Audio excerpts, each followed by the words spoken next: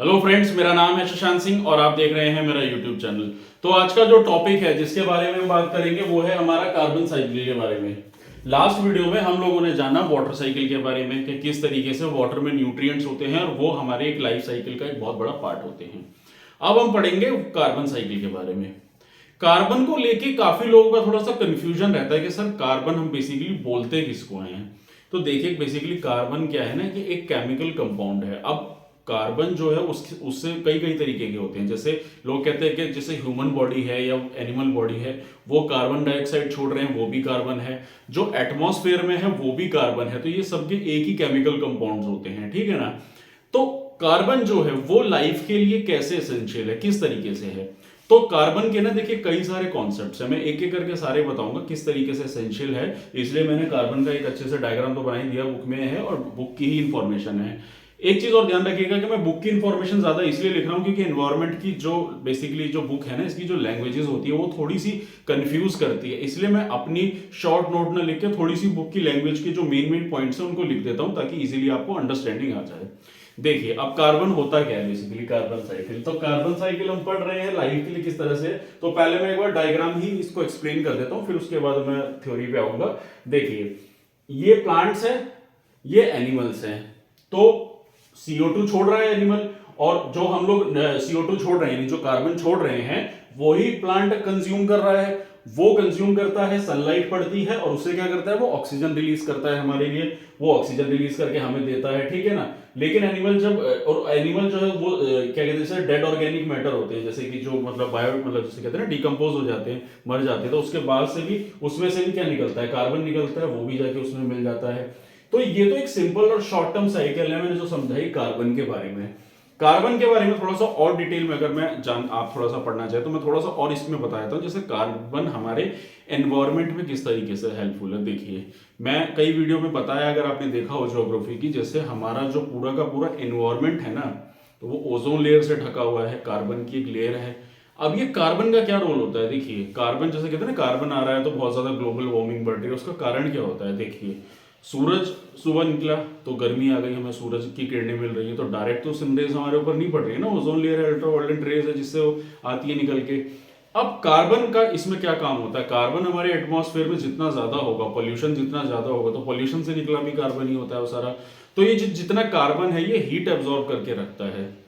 Heat absorb करेगा तो वो हमारे टेम्परेचर को प्लीजेंट करके रखेगा। जैसे कार्बन बेसिकली एनवायरनमेंट में होना एक बैलेंस्ड वे में उस एनवायरनमेंट को बैलेंस करने के लिए होता है। अब जैसे मान लीजिए कि सूरज की किरणें हैं, उसने कार्बन ने एब्जॉर्ब करके रखा, अब शाम हो गई, जो सूरज की किरणें चली गई, तब हमें गर्मी फिर भी क्यों लगती है, क्यों, क्योंकि हमारा जो कार्बन का जो एनवायरनमेंट है वो उसने हीट एब्जॉर्ब करी हुई है और वो कंसिस्टेंटली हमें हीट दे रहा है। ठीक, कार्बन अगर एक्सेस लेवल में हो जाएगा तो क्या होगा, उससे फिर हमारा क्या होगा, एनवायरनमेंट में ग्लोबल वार्मिंग बढ़ेगी, गर्मी बढ़ेगी। तो कोई चीज एक्सेस में होना किसी भी चीज के लिए वो तो नुकसानदायक ही साबित होती है ना। तो कार्बन साइकिल में हम बेसिकली क्या पढ़ते हैं, देखिए अब मैं कार्बन के बारे में थोड़ा बताता हूँ। तो अब ये तो हो गया कि कार्बन किस तरीके से हमारे लिए पोल्यूशन फैला रहा है तो वो हमारे लिए हार्मफुल साबित होगा। लेकिन why carbon is essential for our life, अब उसके बारे में बात करूंगा। देखिए so carbon is minor as compare to oxygen and nitrogen in atmosphere. यानी हमारे एटमॉस्फेयर में जो ऑक्सीजन है, जो नाइट्रोजन है, उसके मुकाबले कार्बन की क्वांटिटी कम है। ठीक, लेकिन but carbon dioxide is essential for life. Why, देखिए for the production of carbohydrates through photosynthesis by plants. यानी कि जो CO2 है, जो कार्बन है जो ले रहा है प्लांट्स, उसी से वो कार्बोहाइड्रेट्स बना रहा है फोटोसिंथेसिस के प्रोसेस के थ्रू। फोटोसिंथेसिस क्या होता है, जिसमें हरी पत्तियां यानी कि पेड़ पौधे अपना खाना खुद बनाते हैं। छोटी क्लासेस में और कई वीडियोस में मैं बता चुका हूं व्हाट इज फोटोसिंथेसिस।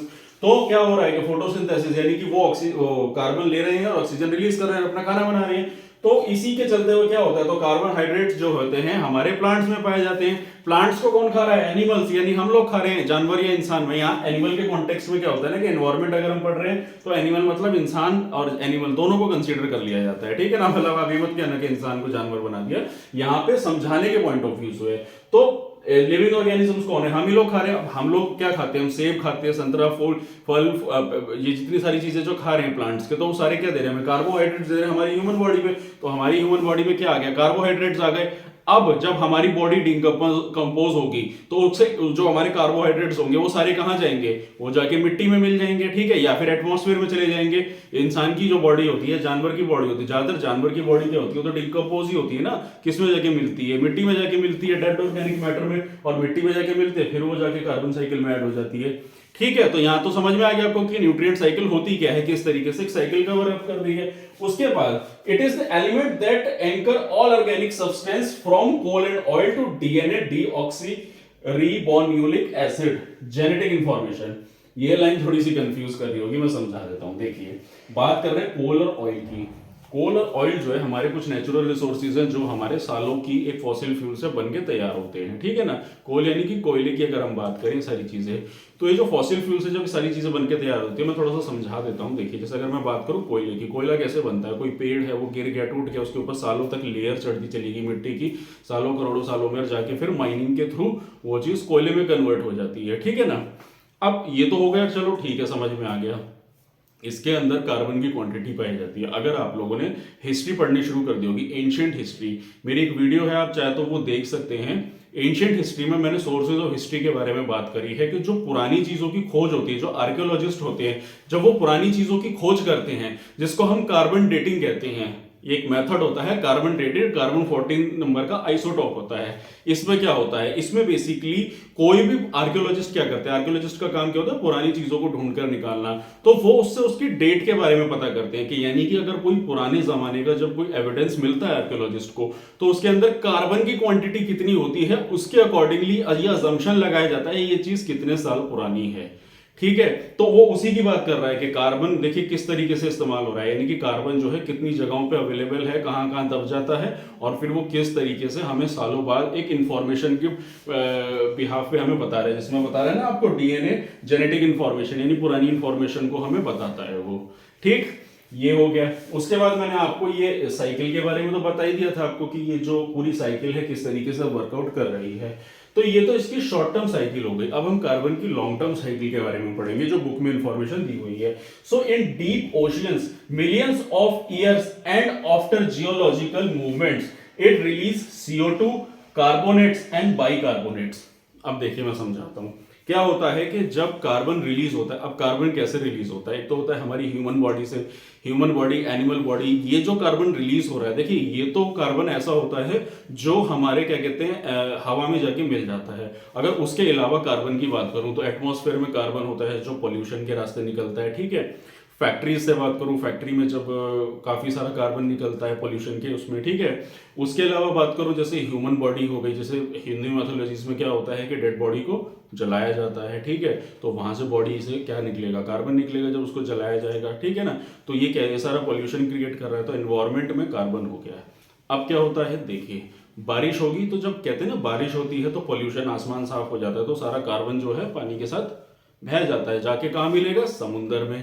समुंदर में जब वो कार्बन जाता है तो समुंदर में नीचे डीप ओशियंस में नीचे जाके वो कार्बन कहीं ना कहीं दब जाता है। जब आप एनवायरमेंट में अभी आगे पढ़ेंगे ना तो गवर्नमेंट की कुछ ऐसी पॉलिसीज हैं, कुछ ऐसे मतलब कुछ ऐसे काम किए जा रहे हैं जिसमें क्या होता है, कार्बन को समुंदर के नीचे स्टोर कर दिया जाता है मैकेनिकली और ऑर्गेनिकली। मतलब कुछ सरकार भी इन चीजों में रोल प्ले कर रही है और कुछ ऑर्गेनिकली ऑटोमेटिकली वो जो कार्बन है वो नीचे जाके स्टोर हो जाता है, सालों के लिए दब जाता है। तो इसमें कह रहा है ना कि इन deep oceans millions of year and after geological movement, geological movement यानी कि जो हम पढ़ रहे हैं ना टेक्नोटॉनिक मूवमेंट से, ज्योग्राफी में जो सारे हमने पढ़ी चीजें तो क्या होता है कि सालों मिलियंस तक वो पत्थरों में दब के रह जाता है कार्बन, और फिर वो रिलीज होता है किस फॉर्म में, CO2, कार्बोनेट्स और बाइकार्बोनेट्स। और ये कार्बोनेट्स और बाइकार्बोनेट्स हमें समुद्र में पाए जाते हैं, जिसकी वजह से ओशियन एक्वेटिक इकोसिस्टम जो है पूरा का पूरा एग्जिस्ट कर रही है वहां पे लाइफ, इन्हीं चीजों की वजह से, ठीक है। तो ह्यूमन बॉडी को तो किस तरीके से मिल रहा है समझ में आ गया आपको, और ये एक्वेटिक सिस्टम का पूरा कार्बोनेट्स बाइकार्बोनेट्स आपको समुद्र में मिल जाएगा,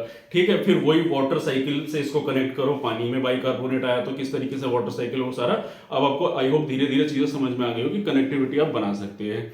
तो मैंने आपको दो टॉपिक पढ़ाया, तो ये तो मेरा था किसका टॉपिक आज जो मैंने आपको बताया, कार्बन साइकिल के बारे में। तो आई होप अब आपको समझ में आ गया होगा वाटर साइकिल और कार्बन साइकिल किस तरीके से रोल प्ले कर रहे हैं हमारी लाइफ को एग्जिस्ट करने में, और किस तरीके से बायोटिक और एबायोटिक कंपोनेंट्स मिलके इस पूरी साइकिल को चला रहे हैं। तो हमने एक पार्ट पढ़ लिया जिसमें हमने कार्बन साइकिल के बारे में जाना। अब इसका जो दूसरा पार्ट है इसी वीडियो का, वो आता है हमारा ऑक्सीजन साइकिल। तो बेसिकली क्या है ना कि जो ऑक्सीजन साइकिल है ये बुक में डिटेल में मेंशन नहीं किया हुआ, तो इसलिए ऑक्सीजन साइकिल को मैंने थोड़ा अपनी तरफ से यहाँ पे कुछ इंफॉर्मेशन डाली है ताकि इस चीज को भी मैं क्लियर कर दूं। एक्चुअली होता क्या है ना कि देखिए कार्बन साइकिल जो होती है पूरी की पूरी, कार्बन क्या रिलीज कर रहा है, ऑक्सीजन रिलीज कर रहा है। तो कार्बन का पार्ट तो हमने पूरा पढ़ लिया, लेकिन इसमें क्या है ना कि ऑक्सीजन साइकिल किस तरीके से वर्क कर रही है, ऑक्सीजन से हमें चीजें कैसे बन रही है, थोड़ा उसके बारे में डिटेल में मैं इस वीडियो में बताऊंगा। बुक में थोड़ा इसमें इंफॉर्मेशन नहीं दी हुई है, इसलिए मैं थोड़ा अपनी अलग से इंफॉर्मेशन दी हुई है, तो थोड़ा वही मैं इसको समझाना चाहूंगा ताकि चीजें थोड़ा क्लियर हो जाए। तो देखिए, तो मैं बात कर रहा हूं यहाँ पे ऑक्सीजन साइकिल की। अब ऑक्सीजन साइकिल क्या है, देखिए कार्बन साइकिल हमने पढ़ा था कि कार्बन में बेसिकली क्या था कि कार्बन रिलीज हो रहा है और वो कहां जा रहा है, प्लांट्स के पास फोटोसिंथेसिस के द्वारा फिर वो ऑक्सीजन रिलीज कर रहा है। अभी जो ऑक्सीजन रिलीज हो रही है ना, इसकी पूरी प्रक्रिया कैसे रिलीज हो रही है उस चीज को थोड़ा डिटेल में अच्छे से हम समझेंगे, ठीक है। देखिए छोटा सा डायग्राम है, प्लांट है, प्लांट ने क्या लिया, CO2 लिया, ऑक्सीजन रिलीज करी, एनिमल्स ने CO2 छोड़ी, ठीक है। तो एक साइकिल हो गई है बेसिकली ऑक्सीजन साइकिल, ठीक है ना। वही है जो कार्बन साइकिल की तरह थी। अब इसमें देखिए हम पहले थोड़ा समझ लेते हैं कैसे क्या है। Oxygen is the main product of photosynthesis. तो क्या है, फोटोसिंथेसिस का ही प्रोडक्ट है, उसी से निकली हुई है। कैसे निकली है उसको जानेंगे। It is involve in the oxidation of carbohydrates with the release of energy CO2 and water. हमने लास्ट वीडियो में पढ़ा था कि कार्बन से क्या बनता है, कार्बोहाइड्रेट्स बनता है, ठीक है। ये सारी चीजें रिलीज होती हैं। तो उसी के साथ साथ तो ऑक्सीडेशन क्या है बेसिकली कि कार्बोहाइड्रेट्स निकल रहे हैं हमारे, एनर्जी निकल रही है। भाई हम कार्बोहाइड्रेट्स, हम फ्रूट खा रहे हैं तो हमें क्या मिल रही है, एनर्जी मिल रही है। साथ ही साथ हमारा क्या, वाटर भी रिलीज हो रहा है। ये सारी चीजें कैसे होंगी तो देखिए मैं समझाता हूँ एक एक करके। तो यहाँ पे हम पहले इसको पढ़ेंगे, जानेंगे, समझेंगे। तो ऑक्सीजन जो हमारा ये ऑक्सीजन प्रोसेस है पूरा, it is a highly complex process. कैसे है देखिए, ऑक्सीजन अगर in a number of chemical forms and combinations. तो बेसिकली क्या है कि ऑक्सीजन जो है वो काफी सारे केमिकल, अगर आपने केमिस्ट्री पढ़ी होगी तो आपने केमिस्ट्री में देखा होगा ना कि थोड़ा सा साइंस में कि कोई भी केमिकल कंपाउंड्स है जब एक दूसरे से मिलेंगे तो क्या होता है, एक नया केमिकल कंपाउंड बनता है, ठीक है ना। जैसे बात करूं मैं उसकी अपना पानी की, पानी किससे मिलके बना है, हाइड्रोजन और ऑक्सीजन से मिलके वाटर बना है, H2O हम जिसको बोलते हैं, H2+O, ठीक है।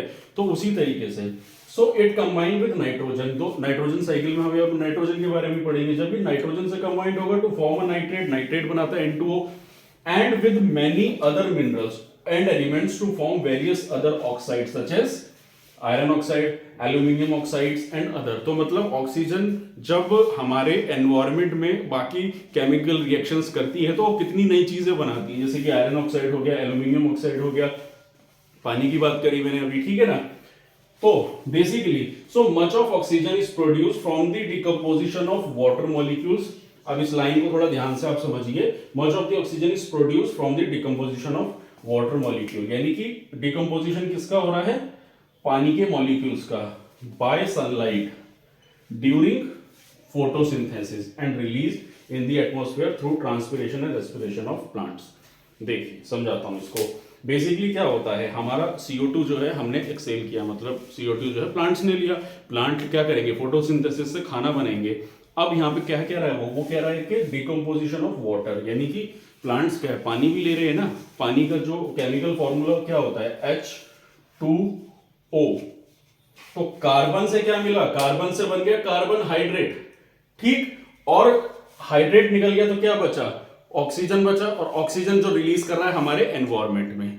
समझ में आया। तो यहां से H2O बन के, तो पानी water molecule, decomposition of water, यानी कि जब ये डिकम्पोज हुआ यानी H2+O, ये थोड़ा सा केमिस्ट्री का कॉन्सेप्ट हो गया तो घबराइए मत आप। तो H2 मिल गया कार्बन से तो बन गया हमारा कार्बन हाइड्रेट, और ऑक्सीजन जब अलग हुआ तो उसने क्या करा, ऑक्सीजन को रिलीज करा हमारे लिए, और उससे क्या हुआ, वो हम उसको ले रहे हैं ऑक्सीजन को। तो समझ में आया ना कि कार्बन बेसिकली प्लांट ने लिया फोटोसिंथेसिस का प्रोसेस के थ्रू, उसने फिर क्या किया, पानी को, यानी कि पानी जो वो ले रहा है, पानी तो हर कोई प्लांट लेगा ना तभी उसकी ग्रोथ होगी।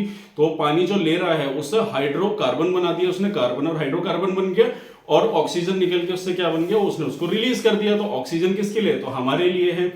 तो दोस्तों यही था इसमें मैंने जो आपको बताया था ऑक्सीजन साइकिल के बारे में। तो अब आपको समझ में आ गया होगा इसमें कॉन्सेप्ट्स मैंने क्या क्या बताया आपको। कार्बोहाइड्रेट्स के बारे में बताया, वाटर H2O के बारे में बताया and the release of oxygen. तो H2O और कार्बन CO2 दोनों मिलके क्या बनाया, कार्बन हाइड्रेट्स बना दिया और ऑक्सीजन रिलीज कर दी जो हम एक्सेल कर रहे हैं। तो आई होप अब आपको समझ में आ गया होगा ऑक्सीजन साइकिल, यानी कि ऑक्सीजन निकल रही है उसके साथ साथ क्या क्या चीजें हो रही हैं। तो कार्बोहाइड्रेट्स, तो अब आपको समझ में आ गया होगा कि कार्बन हमारे एनवायरनमेंट में बैलेंस वे में होना कितना जरूरी है। अच्छा, एक्सेस वे में अगर कार्बन होता है तो वो एनवायरनमेंट के लिए हार्मफुल साबित होगा, ठीक है, और ऑक्सीजन तो हमें मिलनी ही है। अब इस पे एक और सवाल आता है कि अगर मान लीजिए कार्बन ज्यादा है तो प्लांट्स तो ले लेते हैं, लेकिन प्लांट्स का भी तो क्या कहते हैं लेवल ज्यादा होना चाहिए ना, तभी तो वो CO2 को कंज्यूम कर पाएंगे। आप कह रहे हैं ना कि सोसाइटी में मतलब प्लांट्स कम है, कार्बन ज्यादा है, तो वो कितना कर लेंगे, तो क्या होगा, एनवायरमेंट में फैलेंगे तो वो डिस्ट्रक्शन फैलाएंगे। इसलिए अगर कार्बन फैला है, इंडस्ट्रियलाइजेशन हो रहा है, इंक्रोचमेंट हो रहा है, तो साथ ही साथ आपको प्लांट्स भी तो उगाने पड़ेंगे ना उतना, तभी तो उस पूरे इकोलॉजिकल सिस्टम पे, यानी जो हमारा इकोसिस्टम है, तभी एक बैलेंस्ड वे में काम करेगा।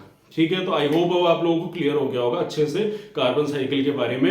अगर आप लोग चाहें तो इसका स्क्रीनशॉट भी ले सकते हैं, क्योंकि अलग से इंफॉर्मेशन मैंने ऐड ऑन करके इसमें डाली हुई है। ठीक है, तो आई होप अब आपको सारी चीजें क्रिस्टल क्लियर हो गई होंगी। तो यही था मेरा टॉपिक जिसके बारे में मैंने बात करी थी कार्बन साइकिल में। अगली वीडियो में आप मिलेंगे और जानेंगे हमारी नाइट्रोजन साइकिल के बारे में। तो और यहाँ पे एक इन्फॉर्मेशन और देना चाहूंगा, अगर आप लोगों को कोई भी यूपीएससी की बुक परचेज करनी है या फिर कोई एनसीईआरटी की बुक परचेज करनी है, तो आप मेरे डिस्क्रिप्शन के लिंक में जाइए, वहां पे आप लिंक पे क्लिक करिए, अमेजोन से आप ऑनलाइन बुक ऑर्डर कर सकते हैं। और अगर आपको मेरा काम पसंद आ रहा है, मेरी वीडियो अच्छी लग रही है, मेरे काम में कोई कमी है, तो उसके लिए आप मेरे कमेंट सेक्शन में जरूर सजेशन कीजिए। बाकी लाइक और सब्सक्राइब जरूर कीजिएगा। तो मिलते हैं अगली वीडियो में, आज के लिए इतना ही। Thank you very much.